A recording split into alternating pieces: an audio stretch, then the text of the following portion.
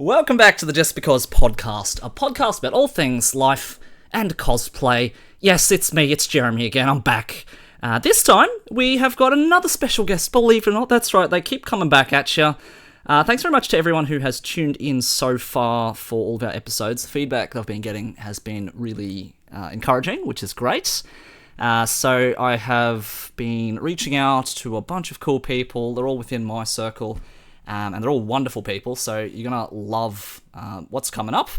And today, we've got a very special guest all the way from down in Sydney. You would have seen them around the cosplay scene in the last, I'd say, a couple years. Correct me if I'm wrong later. They're wonderful to talk to. They're very fun. They're very bubbly. They're wonderful, a wonderful human being. Please make yourself feel welcome. It's Daniella.makes.things. Hello, Daniella. Oh no, you kind of such a cute intro. Okay, good, we got you. I'm glad you like it. I have to shower you with praise and compliments for thank you for being here on the show today, because you're someone that I met probably last year at Gold Coast Supernova, was it? Yes. Yeah, and the thing that stood out to me was like, wow, she's really bubbly, she's really fun to talk to, and you're just kind of going around like a bit of a social, I wouldn't say menace, but just like a social presence in the community, which it seems to be like your thing since you've started doing cosplay. But before I talk too much, Daniella, for anyone who doesn't know you, tell us a little bit about yourself. What do you do? What kind of things do you like to cosplay? Blah blah blah. Tell us about yourself. Okay, so yes, I'm Daniella.makes.things. Things I like to do is stay up really late at night working on costumes the day before the convention.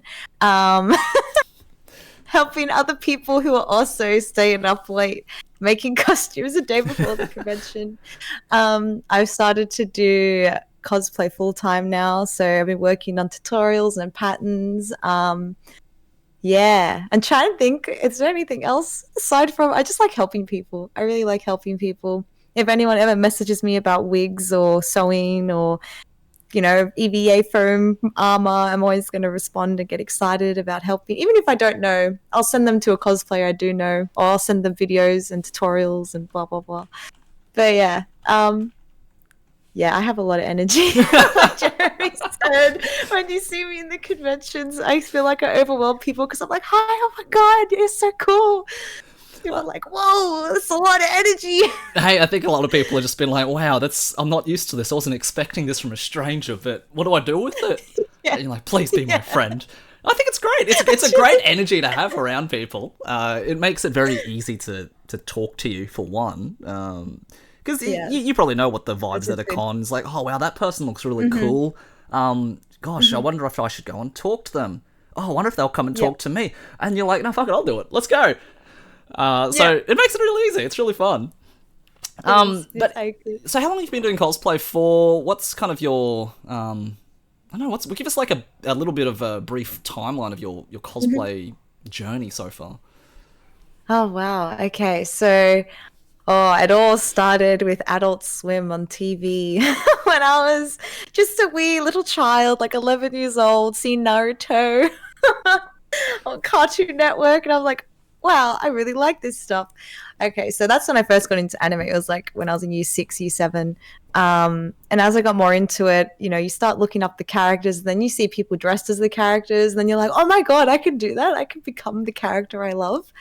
And then I would say I didn't actually get a costume until I was probably in year 8 or 9, which I made myself because I didn't have money, you know, and like, I couldn't ask my family for money because I'm like, oh, asking for money is like forbidden. How dare it? Just feels.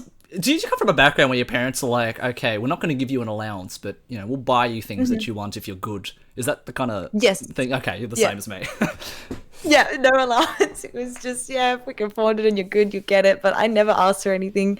So I think my first thing I made was I think it was one of the Pokemon trainers. I think it was Hilda, and I literally just pulled apart some of my clothing, and I used sticky tape to put this shit together. My hat was sticky tape. It was so bad, but I was so proud of it, and I loved it because I was like, you know, I was just a kid, and people would come up to me and be like, "Oh, Pokemon," and I was like, "Yay, Pokemon!"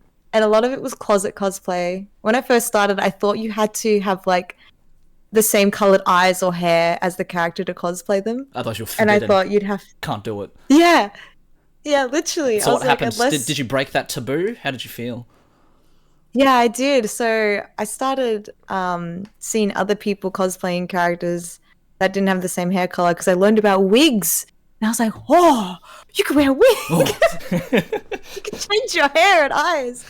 I think my first time doing that was when I did Jinx, or was it Zero Suit Summits? It was one of the two. Those two were my first like big ones I made. Yeah, right. I was still really new to cosplay. I wasn't consistent with it. But yeah, when it was the relationships I was in, I prioritized more than my cosplay. And I know cosplay isn't for everyone. Like sometimes it can make people a bit uncomfortable, or they aren't, if they're not as nerdy, they might not like it as much or understand why you're spending lots of money on wigs and fabric and stuff. So I used to think, oh, you know, cosplay is just for fun. It's not a priority.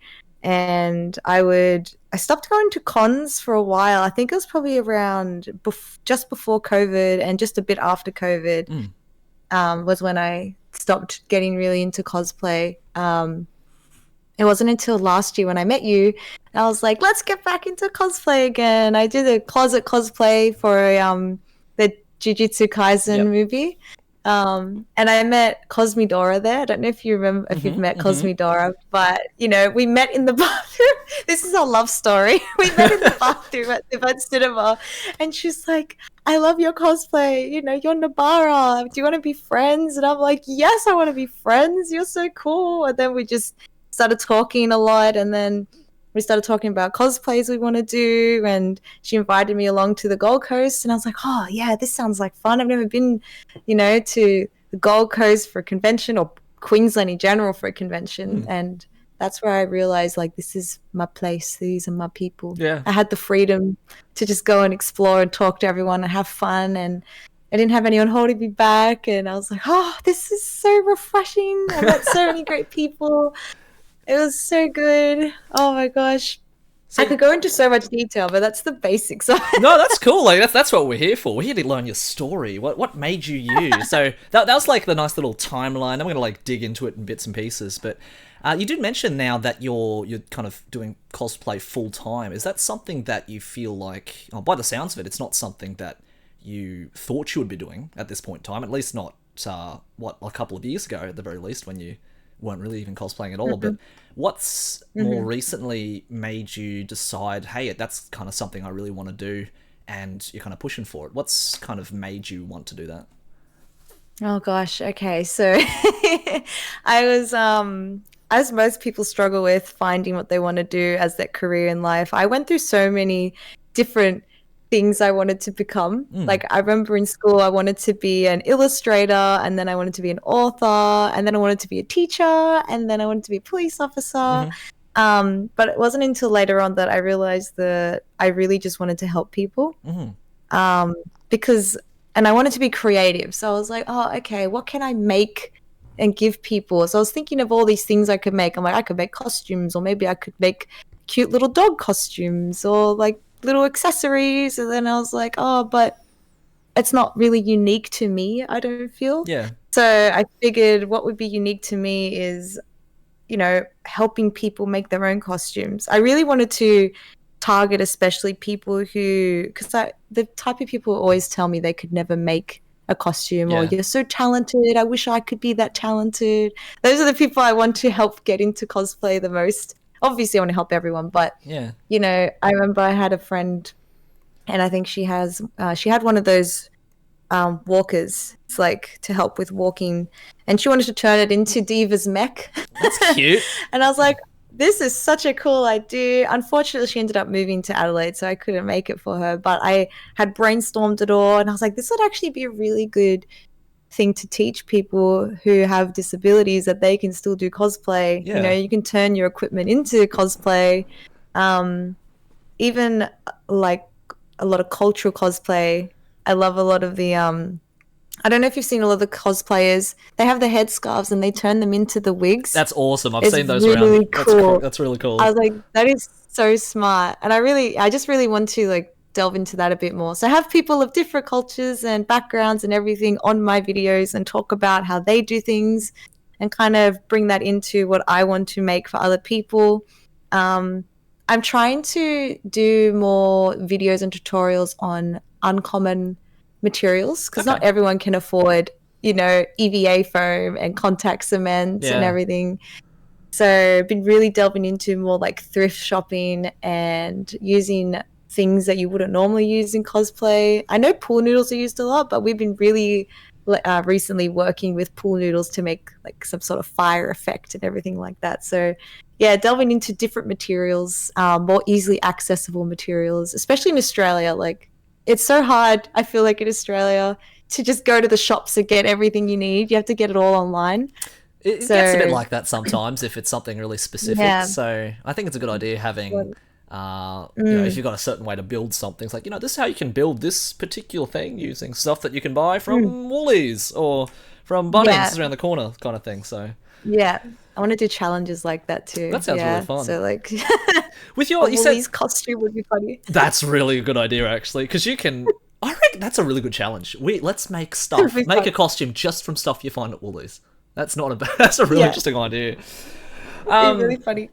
With that doing full time, obviously it's something which I think a lot of people wants to try and pursue because cosplay is such a fun thing to Hmm. do. But obviously the biggest Hmm. question comes up all the time, which is obviously income or monetary Hmm. value. Just for yourself Hmm. personally, so far, what's some of the ways that you are, supplementing that income, or the ways that you are Hmm. kind of making income from cosplay so far? What's some of the ways that Yep. are working for you so far?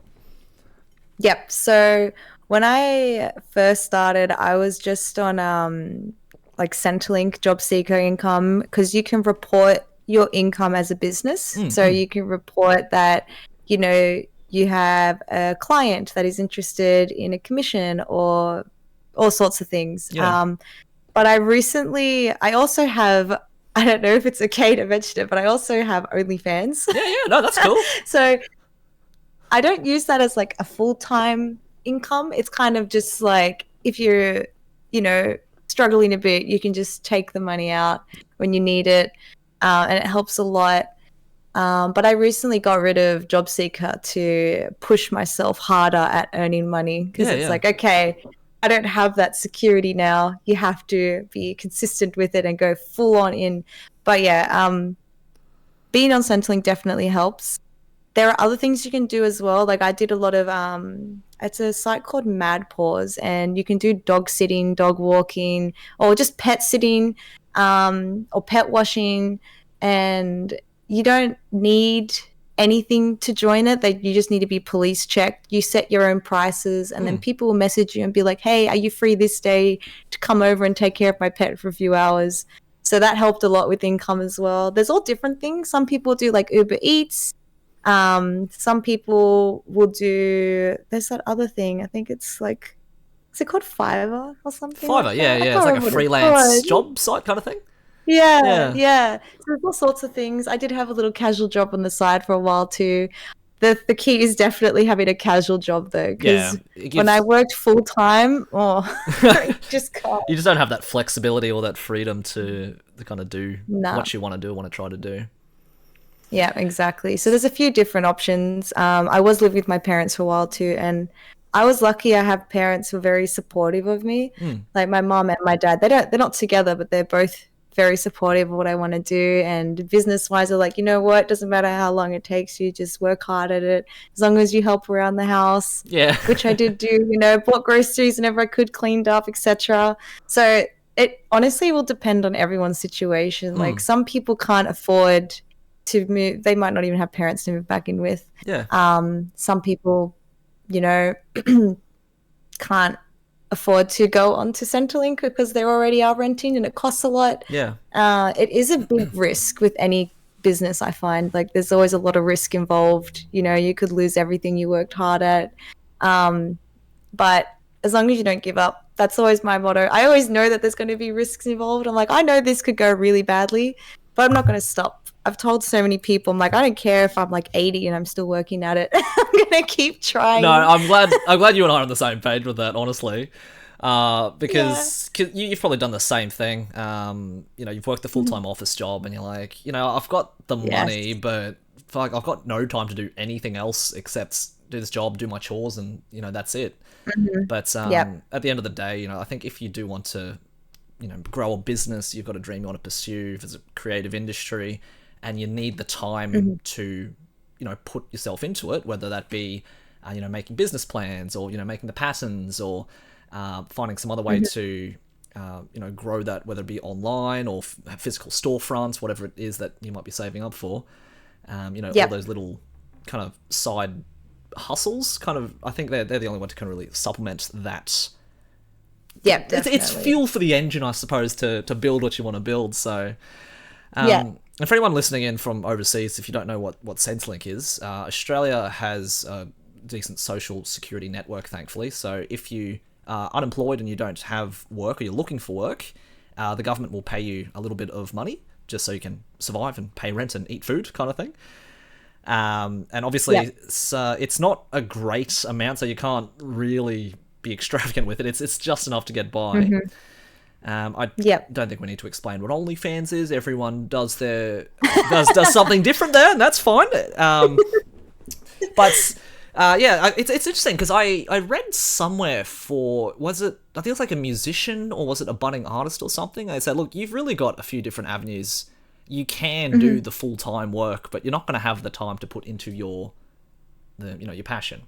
So exactly. You can go a couple of different ways. You can do, like what you said, you can go on Social Security, on Centrelink, and just hustle as hard as you can and live very minimally.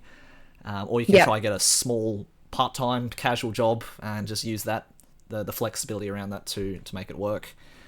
And you've probably got the same kind of questions that I have as well. It's just like, oh, but you're getting older now, you're 30 something, or you're getting towards 30 something, and what are you going to do if it comes to buying a house or raising a family or this that.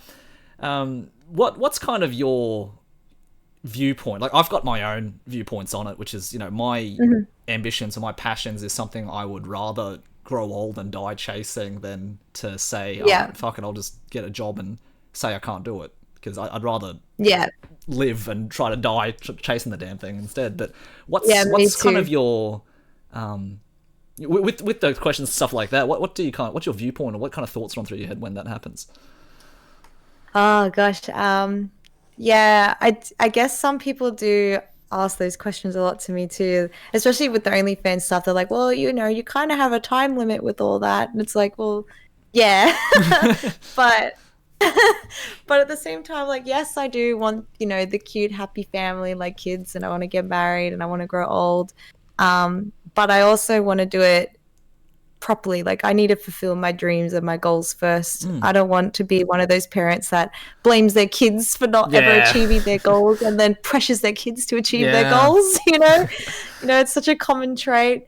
I want to bring them up in an environment that's positive and somewhere where it's not a struggle for them, because I'm sure a few of us around our age have grown up where either they're broken families or parents have been split, or single parents, or all sorts of chaotic stuff, not able to have everything you need, no holidays, etc. So sometimes we want to give our own kids something that we didn't get when we were growing up.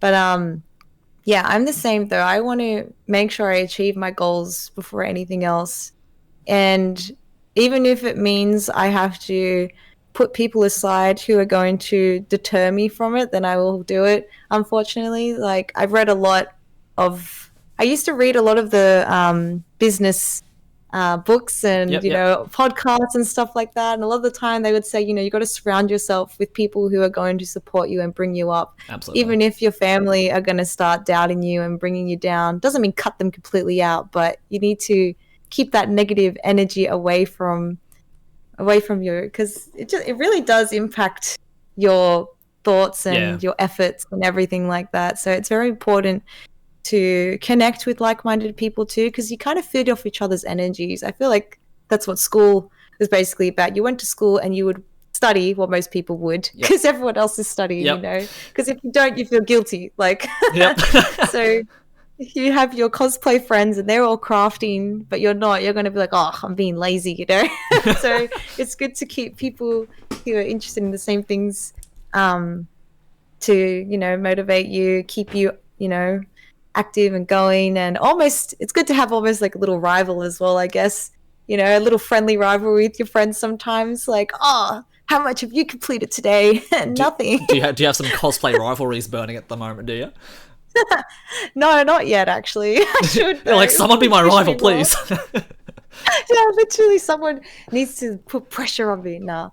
I feel like it just depends on the person. Some people would like that. For others, that might just make them annoyed. But I think something group cosplays can definitely help with that, or group plans, or even duo plans and stuff can help with motivation.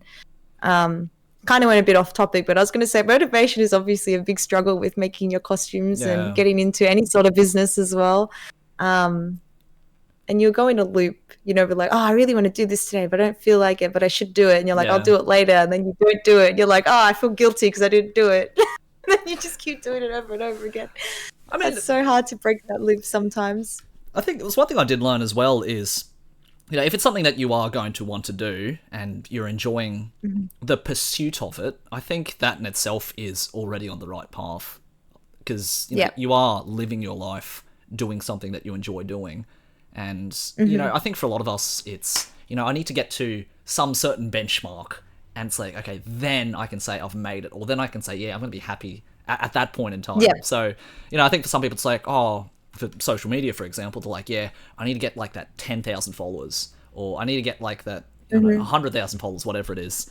But, you know, you've probably talked to a lot of people in the community as well. It's like, yeah, you know, I've got those followers and nothing changed. I'm still a regular person, still making my costumes, and exactly, you know, it's all the same thing. So, but I think 100%. You know, if you're waking up every day doing what you want to do, I think that's already a win right there. So, I agree, 100%. Now, with I know you mentioned it before as well, but you know, you've kind of got all these plans in motion. You're still in the business building stage of getting it to, you know, what it wants to be. But what's kind of the current vision that you see for yourself and your business at this point in time? Is it something like, you know, you want to become, you know, a cosplay shop? I talked to my friend from Bulgaria last week. And he says, like, no, we decided to, you know, Bulgaria didn't have a shop, so fuck it, we made it ourselves. We decided to make a local shop in Bulgaria instead of having everyone having to import it from somewhere. Or you know, for yourself, are you wanting to become like a seamstress, like who takes commissions, or someone who sells, you know, people selling 3D patterns these days, or sewing patterns? What's kind of your, I guess, your vision for your business? What's something that you're trying to do? Yeah, so I had a few ideas. It's kind of a go with the flow thing to see what meshes best. I did want to do some workshops, especially locally. I know me and Byron were thinking of creating like a cosplay club at some point where people can just gather together and craft together. You know, everyone just chips in money to help each other with materials and all sorts of things, and just for the rental of a space.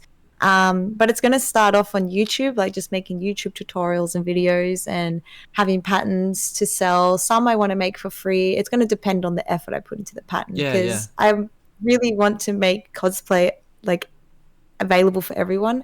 And I know a lot of the cosplayers in the community are quite young, and not all of them can afford to buy, you know, patterns from Kinpatsu or Kamui, even though they're not that expensive to us. To them, it's a lot of money. So I would like to make some simple patterns of characters that are popular for, you know, a lot of the youth to get into the community as well. Because I'm just thinking about when I got into it, how difficult it was. You know, we didn't have everything that we have now. It's so much harder. Yeah, so it's going to start off with a lot of the tutorials and the videos and the patterns. I wanted to make bundles.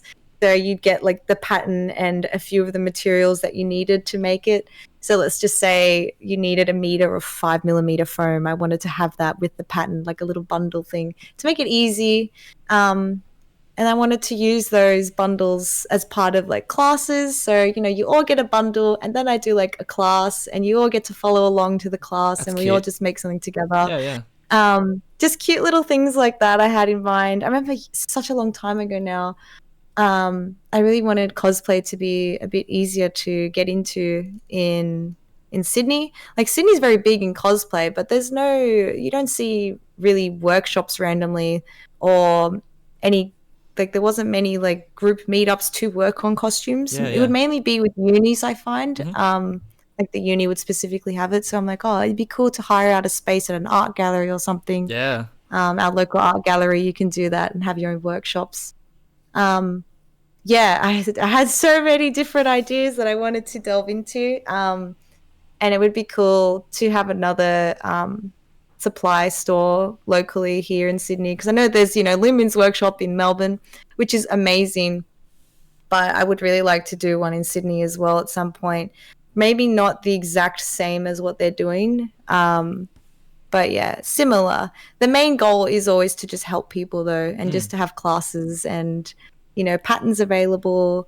But yeah, it's really hard because Byron always asks me, he's like, you have to make money off this, right? I'm like, yeah, but I don't want people to have to pay to be able to cosplay. Well, it's really nice because I think your intentions is purely, it's not about the money. It's not about Yeah. getting rich or getting to be this famous figurehead or anything like that. It's purely because hey, I just enjoy the facts that I get to help people and they get to access it, and I feel like if I feel like I've helped them kind of reach their goal, that makes me feel like I've done what I was there to do in the first place, which I think is really cool. Yeah, exactly. I had a really good chat again with my friend from Bulgaria last week, Stoyan, because his ethos is very similar as well. He's like, look, whenever I meet people, I say, look, this is our shop. I'm not going to push you to buy anything or anything like that. But for them, because they own a lot of stuff in that shop, they're like, oh look, we're doing free tutorials here, we're doing a free giveaway here, and it's primarily just about like, hey, we're here to let people know this is what we've got, and if you can't afford it, fuck, we're going to make it affordable for you if that's the case. Because I love that. Yeah, his ethos, like, look, if you whatever you give to the community, it's going to come back around to you eventually. Whether it be like, oh, Yes. I couldn't afford my first wig, but these guys gave it to me, and all of a sudden they're recommending that shop to their entire social group, whatever it is, and that just gets repaid in spades quite quickly. So Yep. Definitely. I think it's one of those. I think you've got a really good head on your shoulders and a good path that you want to follow, and money's always going to be an issue in some way, shape, or form. But I think you're gonna figure that out in some way, because it is the eternal question. I think everybody in the creator space tries to ask. It's like, how can I make a living? How can I not have to work my full-time job? How can I not have to work any other job again?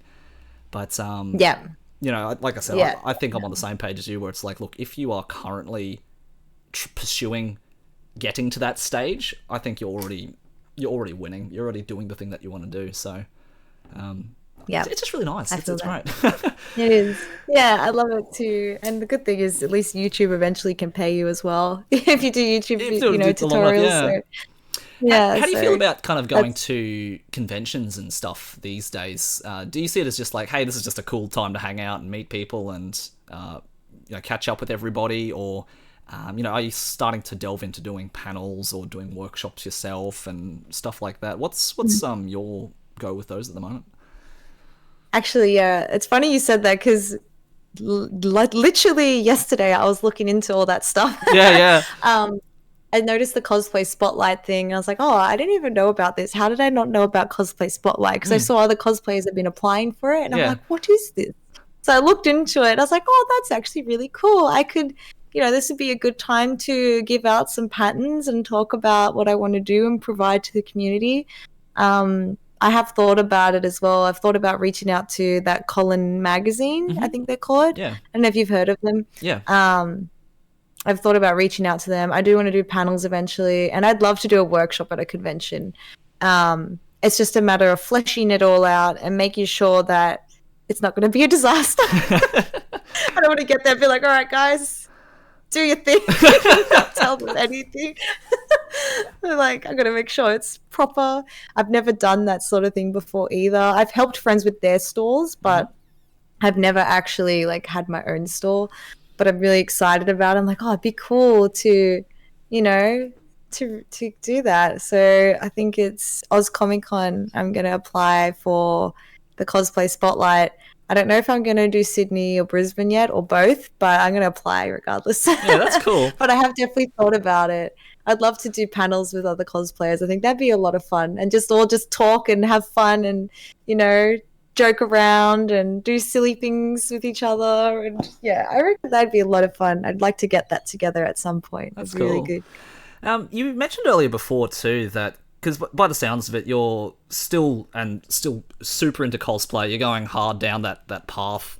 But obviously there was a little bit of a break in between where it wasn't your focus due to a whole bunch of different things.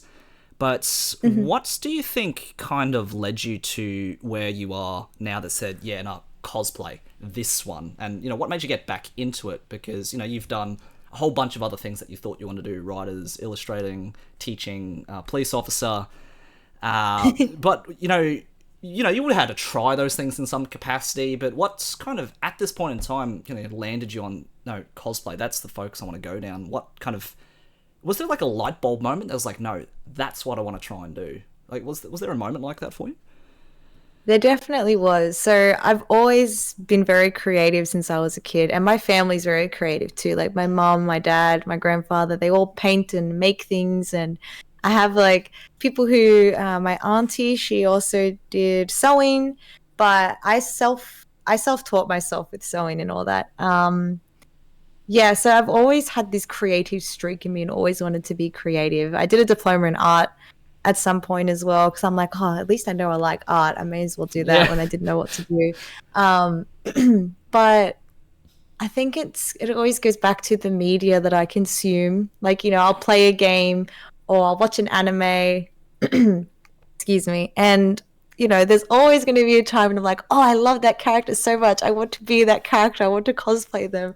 I want their muscles, or I want to be cool like them, and then I'll start then I just start going on this tangent of looking up exactly how to make their costume. And there had been times in the past when I wasn't into it where I'd get on that tangent. I'd be like, like, why am I doing this for? Like, I'm not going to go to a convention, am I? Because, there were times when I was, I don't know, I guess not in the right mindset for it at the time, or maybe I wasn't that confident. It's really weird. It's hard to think back now that I'm fully into it and try to think of why I just stopped. I think I decided, okay, I'm just going to work full time, save up for a house. I kind of almost fell for the, number the machine type ending of my life. But when I started doing that, I realized I wasn't happy. Yeah. I was always stressed, and I was like, oh, like, I'm really miserable. I miss going to conventions. I miss, cosplaying. I love anime and video games. And the video games and anime is kind of my escape from work. I feel like a lot of people have gone through that too, where they get home from work and they'll watch an episode at dinner time or breakfast or lunch, and that's the only time you get to watch it or play a game. And it was honestly just an escape, but it wasn't making me happy.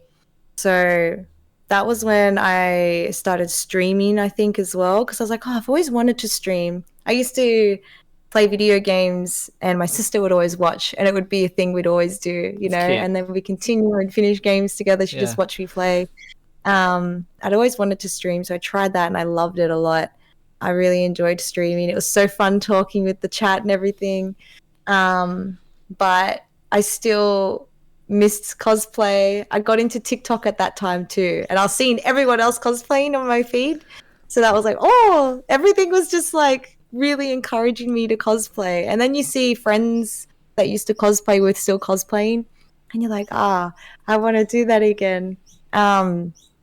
But there was a time when my partner at the time, when I was full on into cosplay, I got maybe too into it because I never gave them any attention. Like it was really sad, but they just did not exist when I full on went into cosplay mode. Yeah.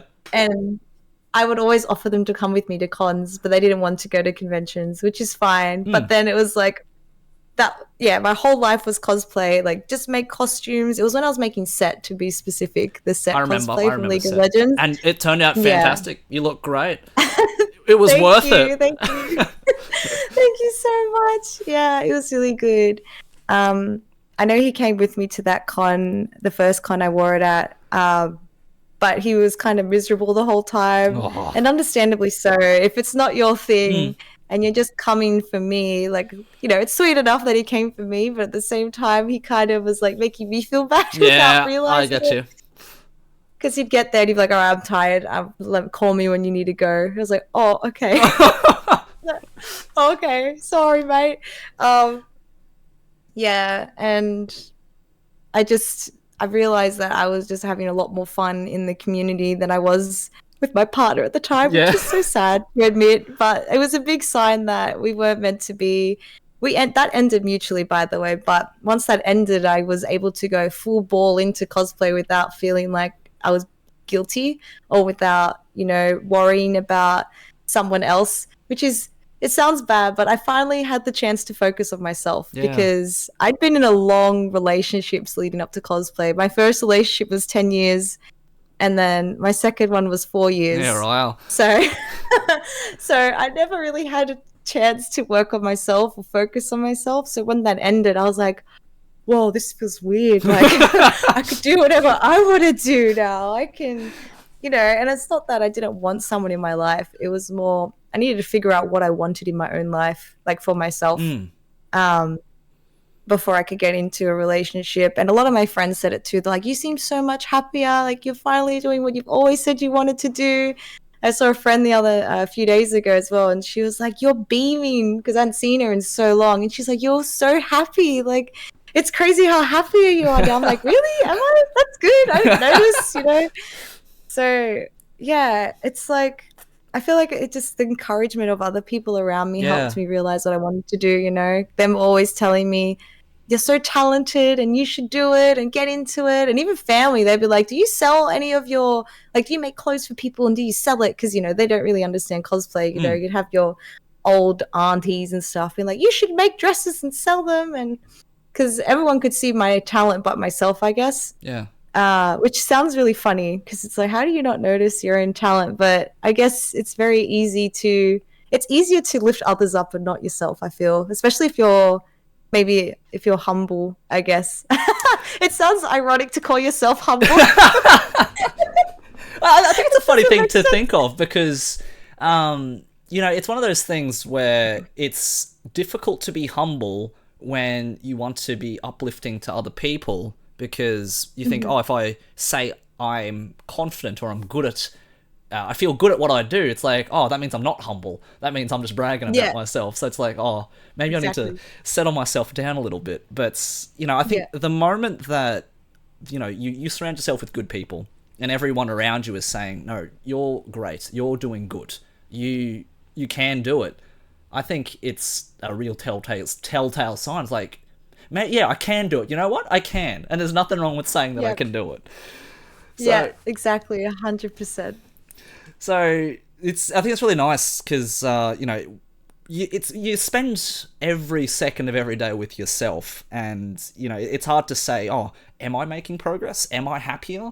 Am I doing the right thing kind of thing? But, you know, just that my birthday party, I had a birthday party last weekend. Daniella was there. It was a lot of fun. And another friend, same thing. They just said to me, it's like, Jeremy, it's so nice seeing you in that you're seeing somebody and you're actually happy. Like, to me, it's just like, oh, well, I thought I knew that, but, you know, the fact that someone else has observed that and they tell me the exact same thing, it's like, well, you know, God, I have made the right call with my life in the last few years, which is fantastic to see. Yeah, definitely. And, you know, I haven't known you all that long, but, you know, every time that I do see you, you know, you're going to cons, you're doing things that you want to do. You know, sometimes Byron's there, sometimes he's not, but either way, it's like, oh, you know, there's someone who you can enjoy the company of if they're there, and if they're not there, you can still enjoy the company of without feeling guilty about it as well. So yeah, it's so good. How's it feel, kind of, you know, you've had your fair share of relationships, dating someone who, you know, is into the same things as you or supports what you do versus someone who is obviously a very lovely person, but they don't have the same interests or they don't support you in the same way. What would you kind of say is the biggest pro of something like that? It's obviously like, oh, the support's there, but would you ever go back to kind of dating someone who wasn't into cosplay? I think is the biggest question.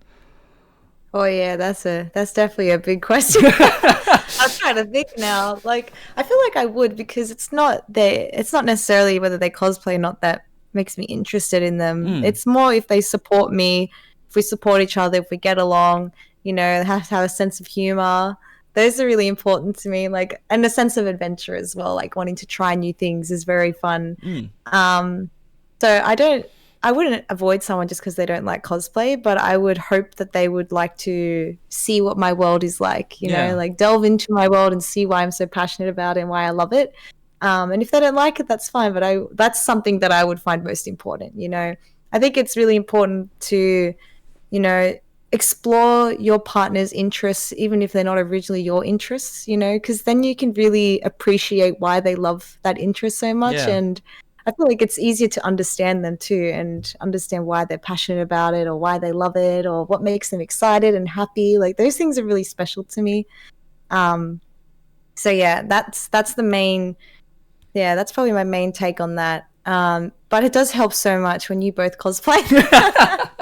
So like, it's so good. Byron cosplays and he loves cosplay and he's getting more into it. He's better at making props. So that helps me so much. And he's like, I'll leave all the painting to you. And I'm like, okay, I like painting. That's good. But we're both teaching each other things, and we're both planning our costumes for each con together and figuring out big costumes we want to do. It helps so much when you have someone that understands your stress. Yeah.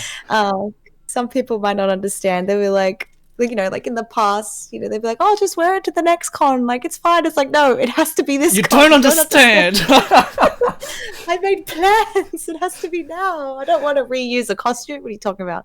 But that's another thing you should probably do. Like, try and get the most use out of your costumes instead of just making new ones and having this huge stockpile of costumes you've worn once. Goodness. I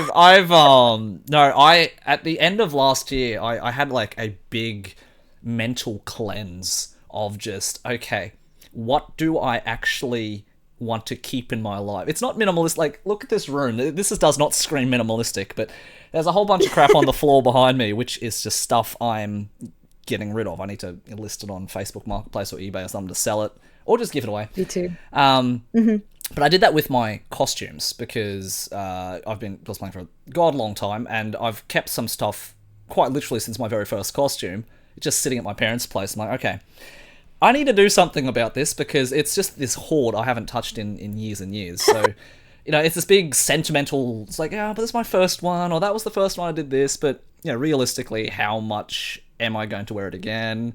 Does it still fit me? Is it falling apart? Can I give it away to other people? So, you've probably done the same thing as well. It's just like, okay, cool. Am I going to wear this again? Yep. And after that, how many costumes have you thrown out? That's the biggest question. Like, it's just I don't think. I'm trying to think. I don't think I've actually thrown a costume in the bin. Maybe a prop, but nothing fabricated, like out of fabric. Sorry, I should say. I remember when I made Mei's sword from Jujutsu Kaisen, I ended up throwing that out when I moved because I didn't like it. Yep. And I rushed it. I was like, I could have probably reused that foam, but at the time I was like, nah, bin.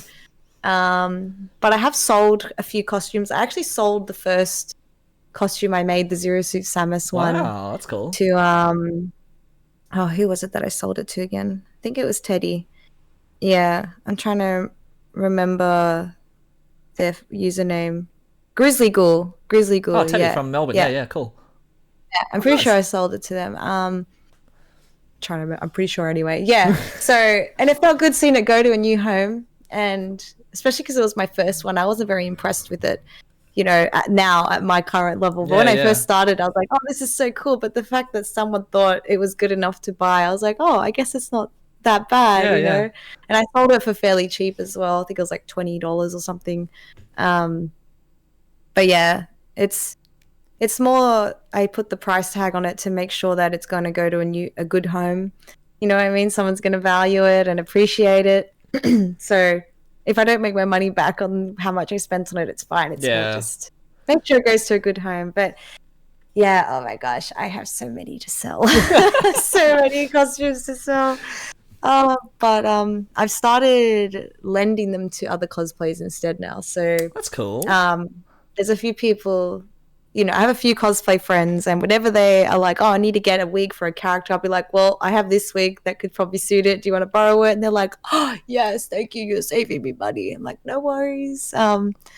And I have a lot of popular characters' wigs, so if someone's doesn't arrive in time, I have those backups for them to borrow. So I'm kind of makes me want to hold on to them a bit because I'm Yeah, like, yeah. oh, it's good that I can help other people.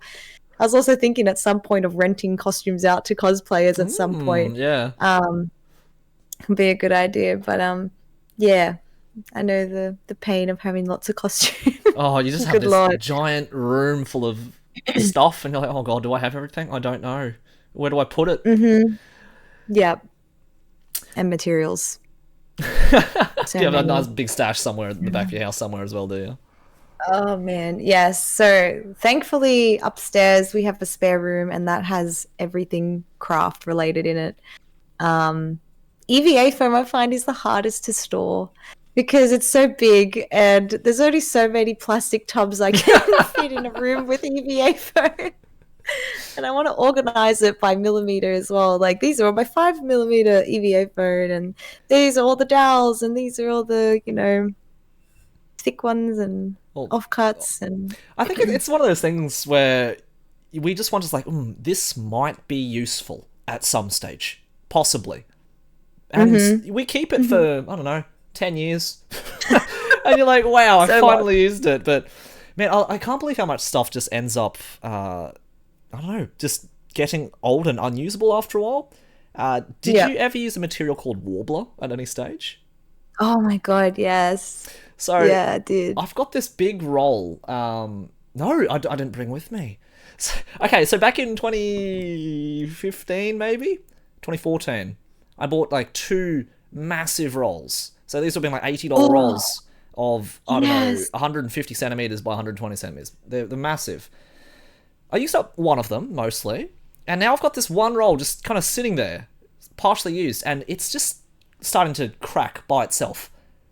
Like Oh, it's still usable. no. I can still cut it into pieces Yeah. and heat it, but it's just Oh, that's good. starting to shatter. Like what's a no? I don't know. Like brittle plastic. It's just getting so old. Oh So god. so Warbler was like anyone who doesn't know, Warbler was like this hot and popping material, which you could heat up with a heat gun, and you put it over your foam, and then once it is not hot any longer, it's like really solid, and it's awesome. Yep. But Yep. no one uses it. No one talks about it these Yeah. days because Yeah. it starts to crack after a few years. So it's like, oh, nothing Mm-hmm. lasts forever. But Yep. at this point in time as And well, it's heavy. because everything's got the use by date, everything's got like an expiry for yourself. What are some costumes that you feel like, okay, I need to get some use out of it before this has got to go on the bin? Do you have anything like that at the moment? Oh. Oh goodness. I got to think. I probably have to be anything that's like pleather or fake leather. I reckon is gonna eventually just crumble Oh away. god. Um, Oh god.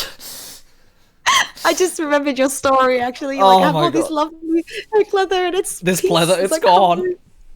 yeah, it's so sad. Um, Maybe things that have very intricate gems and stuff on it that are gonna come off really easily. Mm-hmm. I can't really. I'm trying to think because even my Jinx cosplay, it has lasted so long. It has not fallen apart at all because it's mainly fabric. But there is some fake leather strapping on it, so I'm like, oh, that's probably gonna erode away at some point. Um, I think my Sylvanas armor, I'm recycling into Alex Straza because Oh, very it cool. was God, that was my first armor build. When I was pulling it apart, I was like, Daniela, what were you thinking? Like, what is this? I was just like, oh, a moment of silence for baby cosplay Daniela. I don't know what I did. The breastplate was like thin EVA foam, and then it had an old bra in it, and it had Warbler in it as well. Oh. I'm like, what is all of this padding in here? I wanted to make my titties look as big as possible. There's just so much in there. I was like, let's just rip all this shit out. What am I doing? Oh my gosh. Okay, so you have to take out the padding because your titties are going to be too big, or I ended up just remaking the whole thing because Yeah, it was so bad, but the other armor should be fine. Yeah, oh man. Yeah, there's just some, I guess, some armor that the paint is like cracking or peeling on that I'm like, oh, but at least you can easily just repaint those. yeah. When it comes to fabric that's kind of eroding away, you kind of just gotta You gotta throw it at some just let stage. it go. Just Yeah. let it go Gotta at let it this go. point, as much as you want to salvage it. Now, Yeah, basically. for somebody who is, I don't know, like yourself, this is where we get to like the advice part of us. Like, all right, Danielle, give us some wise wisdom of your years. For somebody who is, let's say, getting into cosplay, they're someone who's, you know, considering a creative career. They're considering a pursuit, but they don't really know that the direction of what they want to go in. But it's like it's somewhere in the fields. That's my passion, where it's lying. What would be your best advice to somebody like that who's wanting to pursue something creative, not exactly sure exactly what? What would be the best course of action to take for someone like that? What would you advise to them? I would say everyone. I just stumbled all my words. I was gonna say, don't rush it. Like I feel like a lot of people always have this panic and like sense of urgency to figure it out as soon as possible. And it's kind of been drummed into us since school, you know, what are you going to do when you leave school? Hurry up and figure it out right now. It's like you get into this panic mode. You're like, what am I doing with my life? What do I do? It's best to just live in the now and surround yourself with that passion that you enjoy. So if cosplay is what you enjoy, but you're not sure what to do career-wise in it, just continue to enjoy cosplay and meet. Like, networking is so important, I find, as well, because you might end up finding yourself creating a business with another cosplayer, you know, and you're like, oh, this is actually such a good idea. This is what I'd love to do. Just try everything. Don't be afraid to just try new things. There's always the fear of, what if I fail? What if it doesn't work out? What if this person backstabs me? And it's like, well, what if you don't try and none of that would have happened? Like, you know, there's always a chance that it won't, and there's always a chance that it will. There's no point in worrying about it, and just go and do it, you know? I always say that about anything that you're interested in. If you're curious about photography, but you're like, oh, but it's not going to get me money straight away, well, you know, if it's what you love, then just do it. You know, like just do whatever makes you happy, because your happiness is most important. And as someone who used to work full-time in the healthcare industry, I've had very secure jobs. I've worked a lot of secure, 9 to 5, freaking 6-day-a-week jobs, and they did not make you happy. They make you tired, and they make you feel like you're wasting your time. As funny as it sounds, you think I'm earning money, I'm going to buy a house, but realistically, are you there? Like, no. It's one of those. Buy debt. Oh my goodness, it's one of those things. I think people's like, oh, I want to save up, get that house deposit, and it's all going to be good. Get over that line. But I think you got to realize after that too. It's like, cool, get the house deposit, and it also means you're locked into that soul crushing job for the next 20, 25 years of your life to pay off that house that you work so hard for. So exactly. So there's no rush, and it's 100% the whole rushing to get a house thing. And you might not even end up if let's just say you end up being successful with your business, you might not even end up living in that house. You might have to move interstate at some point, who knows, or even overseas. Who knows where your business or career could take you. Your house could be in freaking France. Who knows where your life could take you. Like, you might get some opportunity to work with some other company who is not even in Australia. Maybe they're over in Adelaide or Melbourne or overseas somewhere. Exactly. I think you brought up a really good point about not feeling like you have to rush to get it, because I think we always get this societal pressure. I don't know what it is. As soon as you finish school, it's like, all right, what are you going to do with your life now? And you're like, bro, I'm 18. I have not even done anything except school and, I don't know, work at McDonald's for 2 days a week, right? So what else is out there? And it's like what you said too, just try things, whatever you're interested in. Give it a try, whether it be I don't know, photography, or whether it be, I don't know, you want to try Brazilian Jiu-Jitsu because of Jiu-Jitsu Kaisen. I don't know if that's a correlation. I've never watched the show, I'm sorry. But Actually, maybe. or, you know, in this case, if it's cosplay, you know, try to cosplay. And you know, you also brought up another part about networking, something I never thought would be so important, and I wish that I had done it earlier. Is quite literally just talk to people. It's not with the objective of, oh, what can I get out of this person? No, not at all. It's just, is there a cool vibe? Wow, this is a cool person. Oh, wow, they happen to do something cool. You know, if you meet someone at a convention who is a cool person and, I don't know, they're a baker or something, you're like, oh, it's sweet. I know somewhere cool where I can go to, you know, get a cake made for an event or something. And I think that's what networking's all about. It's just, you meet cool people, see what they're about, and you know, if in some way at some point you need something, you're like, wow, I know a guy. You know, you want to do cosplay stuff, go to conventions where I actually really like Melbourne conventions at the moment, which are popping off. Game Expo, DreamHack, PAX. They just got all of these like industry related things. Are you going to any conventions like that in Melbourne this year at all? Or planning to? Yes, so we're aiming for DreamHack. Oh, you too? Yeah, we're going to buy our tickets soon. I'll see you there. Yeah, I'm going, I'm planning to. So, no, I was just going to mention, because I went there for the first time, actually to promote this podcast with Maya. But it was just a good opportunity to just talk to people. I met so many people over there, cosplayers, people in the industry, people who are doing their thing, people who are wanting to do their thing. And the biggest thing I actually got, funnily enough, was talking to a lot of the streamers there, more than the cosplayers. Not that I didn't want to talk to the cosplayers, but the streamers were like a little bit older, so like late 20s, early 30s. They're kind of like, you know, we've done cosplay for a bit, but we've really liked streaming. But they were all very uplifting, like, yes, you can do it. Oh, you want to try that? Go for it. Like, I'm cheering for you kind of people. I think because mostly they're the people who have done that. Because for streaming, it's one of those things which is like, oh, you know, if you stream, you know, 3 days a week for X number of hours, you're guaranteed to get, you know, this many followers or subscribers and this income, because nothing's guaranteed with streaming. So they're the living example of, if you want to try something, do it, because that's exactly what we did to get to where we are now.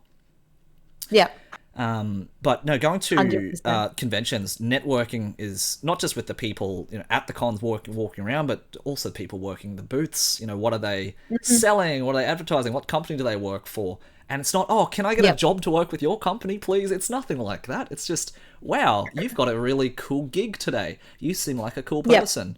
Wow, that's awesome, dude. I hope you have a great day, and, you know, let's catch up sometime. And at some stage in the future, they might be like, wow, I met this really cool person down in DreamHack.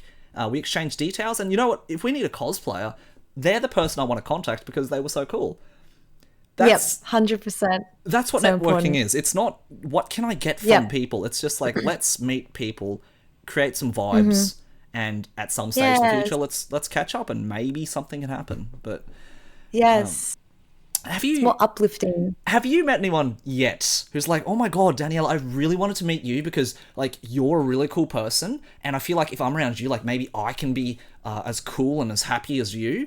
Is that something like you've kind of experienced yet, or not those exact words, but when I was making set, I had a lot of people following along my journey. So when I showcased him at the con, I had a few people come up to me and be like, I've been watching your progress this whole time, it's so cool to see you in person, like, I love your work, can we get a photo? And that was like a big moment for me too. I was like, oh my gosh, I can't believe someone is acknowledging my work and appreciates the hard work I've done, and, you know, has recognized me and sees me. And it feels really good, because even though it's like, why would you put yourself through all that pain and sleepless nights of work just to get a compliment? But it's like, I don't know, it's not just for that. It's obviously, we like being creative because it makes us happy. You know, creating something out of nothing is so fulfilling. But then having people appreciate that it's just adds that extra layer of specialness icing to with it, some you know? cherries and sprinkles on top with it. Yeah, exactly.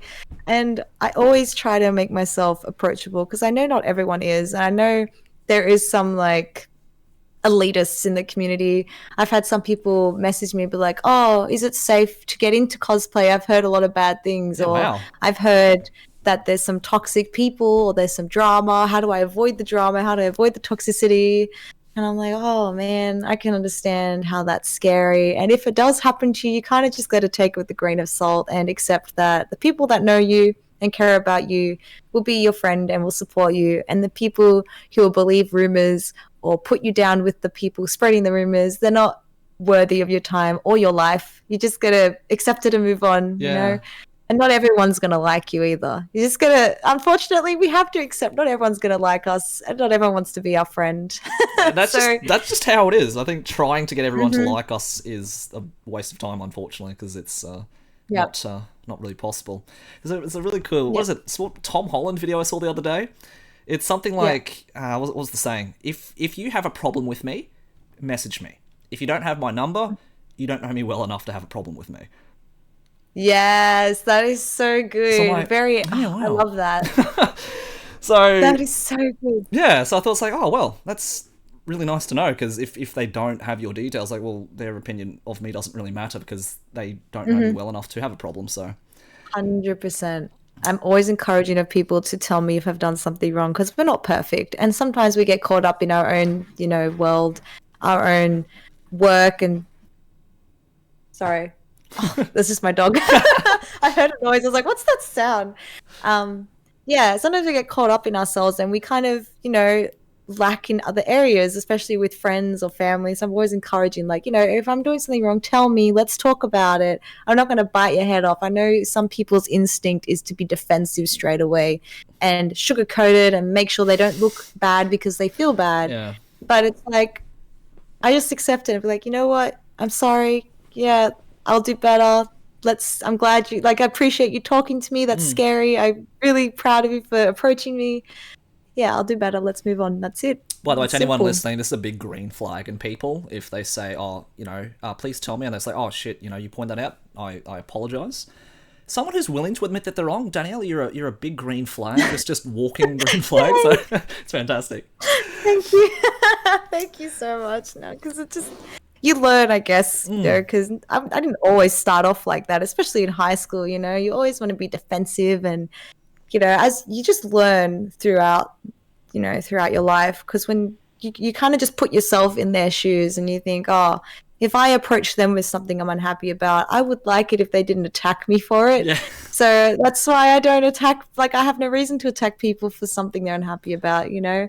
And You learn that through customer service. oh, absolutely. And if it's the same thing, if you approach someone and very earnestly and honestly with no bad intentions, but just a genuine expression to be like, hey, look, this happened, this is how you made me feel, and I'm not okay about it. And if they decide to be all defensive and be like, oh, well, that's your problem kind of thing, it's like, well, this is probably going to be the last conversation we have. So Yeah, yep.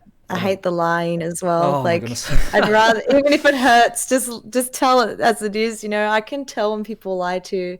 I can tell straight away. I think it's because I watch too many of those like criminal investigation, like interrogation videos where they're like, "This is the body language of a liar." So now I watch so many of them. I'm like, I know when someone's lying. I gotta But I say, try to as give them. benefit of the doubt, I was going to say, was it? Yeah. Yeah. Yes. Yeah. Yeah. Sorry. I was going to say, I try to do the same as well, and maybe it's a weak point because I've definitely given benefit of the doubt to people who definitely didn't deserve it. Yeah. But, that's just our nature, I think, is wanting to It is. believe the best in people at the end of the day. But some people are obviously going to take that for granted and use it against us, but that's just how the world is. And a little footnote here, if you ever saw how interactions in anime play out, please do not do what I did and take that as gospel, because the scripts in anime suck. The way that interactions play out in those shows are not how it works in real life. I'm sorry. Like, it's... oh... You can't talk no jutsu, everyone. No, you cannot. You cannot. Not everybody is noble or as well thought out as those characters. So Yeah. please don't do what I did and take social skills advice from anime. That is the worst thing you can do. Yeah. God, that hour flew by the way. That's Oh shit! that was so An hour. fast. Oh my god. Look, we can do it again some stage because there can always be more episodes. Doesn't have to limit it to Yeah, one. that was so fun. Could talk for hours. Yeah, thank you for joining us on this episode. Did you enjoy it? How was your podcast experience? I thoroughly enjoyed it. Thank you so much for having me, Jeremy. I appreciate it. And for, being interested in my life and what I have to say. I enjoyed talking about it. And I really hope whoever's listening can, take something from this and, go chase your dreams and be what you want to be. You can do it. You can do it. If anything, I think at this point in time, I'm just wanting to make every podcast episode so far has been like, oh, here, this is an example of what, a good person or a good friend looks like and sounds like. My friends aren't like that. I'm like, well, get some new friends. That's because it's hard, but it has to happen sometimes. it has to happen. And, I've definitely had, some clients I've worked with as well. They've said, Jeremy, I don't have those people in my life. And I'm like, you're gonna have to make some new friends. And it's like, oh, but they might not exist. Like, I can guarantee you that there's people out there who are good people who you would be friends with. It's just a matter of going out to meet them and doing what Daniela does and making yourself approachable, or being the person who's the approachable one to introduce yourself. So but I'd actually love to have a chat with you sometime about I guess in this case a lady's perspective on being the instigator of talking to people and chatting to people, because I will say this with certainty, 99% of conversations that I have with people at conventions are ones that I start. And I always talk to them just as a talking point. It's like, oh, how many people have you talked to today? And they're like, you're the first person I've talked to. I'm like, why is that? And they're like, no one's come to talk to me. It's like, have you talked to people? And they're like, oh, no. I'm like, okay. Well, maybe you should go talk to Maybe people. you should. And, for ladies, it's a little bit different. You guys have a plethora of worries and thoughts which, guys don't have to worry about. And I can empathise with those thoughts. But obviously from your perspective, it's... You're in those shoes, so it's obviously a very different experience. So, But let's talk about that another time, because that's going to be a whole another hour easily. Go deep into that. Yeah, definitely. But just before we head off, just give the podcast a little plug. Like, where can we find your work? What are you working on? If we want to follow what you're up to these days, what's the best way to follow you and support you? Yeah. Thank you. So Instagram would probably be the best way to follow and support me. That's where I share all of my work. I'll advertise any tutorials and patterns and everything through my Instagram, which is Daniella.makes.things. I believe if you just type that straight in, you'll find me. I can't remember if there's dots in between, but Daniella's makes things. Yep. Look for the red person. Daniella makes things with dots in between each word, but if you type in Daniella, you'll find it. I know there's a few Daniellas in cosplay. Oh, yeah. Yeah. But I'm red. I'm the red one. The red one with the horns. Is that I kept it there. From Penny and Stocking, I think? No, she's from a not safe for work thing. No, that's cool. She's called Meru. Follow Daniella Makes Things to find out the origin of this red character. I mean, yeah, it's Penny and Stocking. Yes, yeah, no, sure. Absolutely. You said you've got a YouTube channel as well. Is that up and running? Is that kind of in the works, or? I have the YouTube channel, yes, but I only have one tutorial up at the moment, which is it could be a lot better. Let's just say that it's more of a gag than an actual tutorial. But if you want to watch how to make Nami's belt, it's on there for One Piece. Excellent, we're working on it. I'll put all those links in the description as well. So if you're just like, oh, I can't remember it, but that cool I'll put it in the description. So don't worry, I'll flash your fan. Thank you.